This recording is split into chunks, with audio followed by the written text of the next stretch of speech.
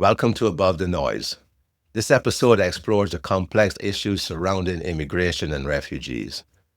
Today, we are diving into the difficult but crucial topic, the fear that many people feel towards immigrants and refugees. It is a fear that fuels political rhetoric, shapes public policy, and ultimately impacts the lives of millions of people.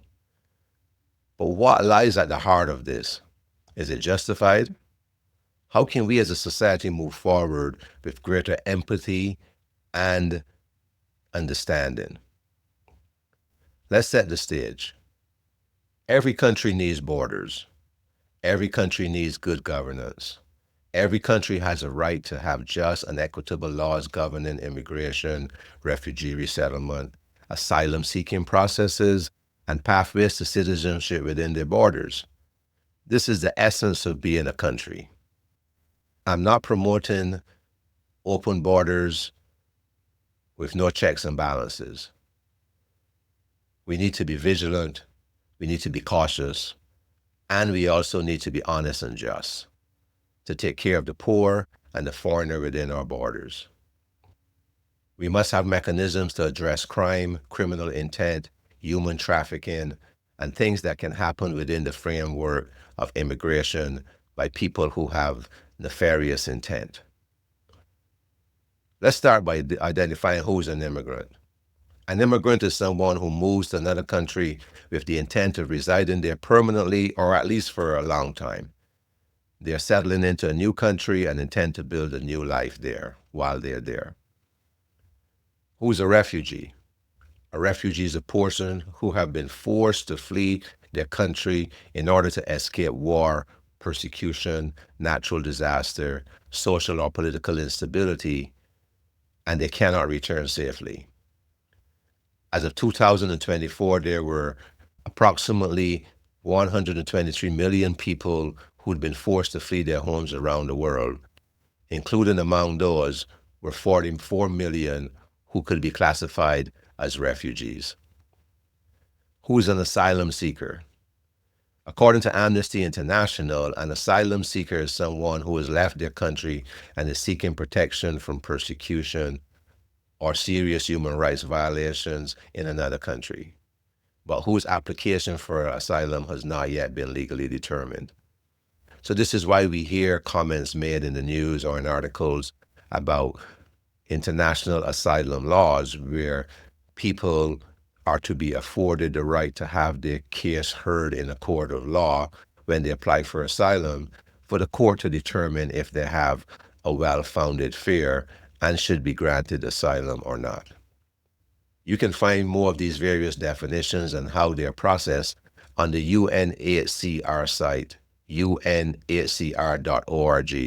And this is the United Nations High Commissioner for Refugees who handles most refugee issues around the world.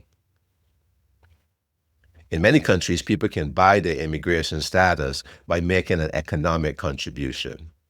And this is aimed at attracting wealthy, preferred immigrants, regardless of their character, their history in many cases, or their intent. It's called citizenship by investment in many countries, including Caribbean countries, and the Golden Visa program in the United States, Great Britain, and other European countries.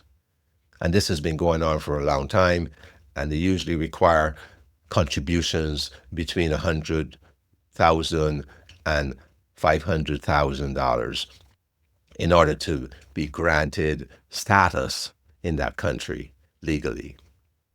Now, this is interesting because many of the discussions we hear about refugees and asylums and immigrants is that people should wait their turn and they should get in line and wait until their turn comes to be considered to be an immigrant or a refugee or an asylum seekers. However, we don't hear much talk about this, that the wealthy and the ultra wealthy can skip the line altogether and just show up with a large sum of money and make a deposit, what they call an economic contribution, and they're automatically put in the front of the line to be given citizenship or permanent residence. So let's start by acknowledging that fear is a natural response to the unknown. When we encounter something unfamiliar, our brains are wired to be cautious, sometimes even to perceive a threat. Immigration and refugee crises often involve large movements of people and different cultures and unfamiliar languages. This can trigger fears of uncertainty and anxiety, especially in communities already facing economic and social challenges. One key factor contributing to fear is misinformation.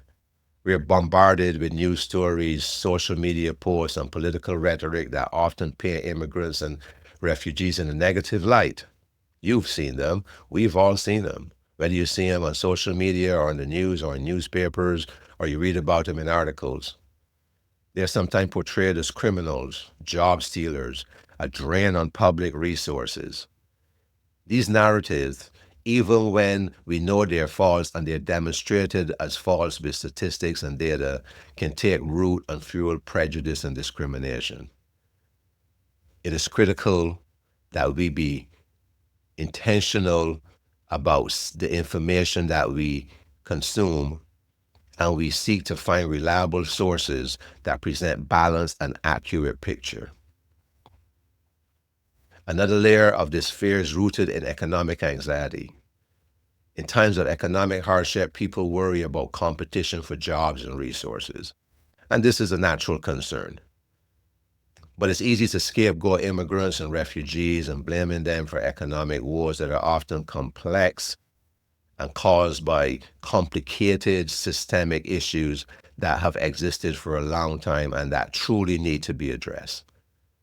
However, study after study has consistently shown that immigration can boost economic growth and create jobs. Immigrants often bring valuable skills and an entrepreneurial spirit to their communities. We all know about it. We see the restaurants, we see the businesses, we see people contributing, we see kids in school and in university and becoming doctors and lawyers and teachers and ministers and contributing to our community. So the myth that immigrants take away or devalue society has been proven over and over and over, but these myths persist, and we must be vigilant and not allowing ourselves to fall for them and to be standing up for truth. Then there's the fear of cultural change. Many people worry that the influx of immigrants and refugees will erode their cultural identity and their traditions. This fear is often tied to a sense of nostalgia of a perceived golden age when things were simpler and more homogeneous. Now we know this is not really true. That golden age is usually a figment of somebody's imagination, and historians and political commentators trying to represent something that really didn't exist. Because if we go back to those times and we talk to the people who were there, they will tell you that they had the similar fears, they had similar anxieties, they were worried about their children, they were worried about school, they were worried about economics, and they also too had their fears that were being addressed. So this golden age is usually something that is created to say we can go back there and things will be better than it was.